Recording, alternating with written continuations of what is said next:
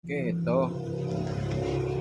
Feature natin tong flex ko sa inyo tong solusyon sa mga nakasimbis dyan na gumagamit ng OPI or Raspberry Pi. Yung pag biglang brown out, hindi na makarecover yung machine. Walang internet kasi nakasimbis. Tapos pag nag-brown out, pagbalik, hindi na makarecover. Ito ginagawa ko. Kahit bubunutin mo yan, hindi babalik. Ito ang solusyon. May UPS. Ito ang CB na ginagamit ko. Ito yun. Okay. Ayan.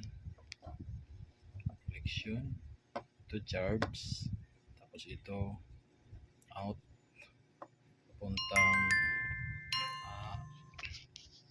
OPI.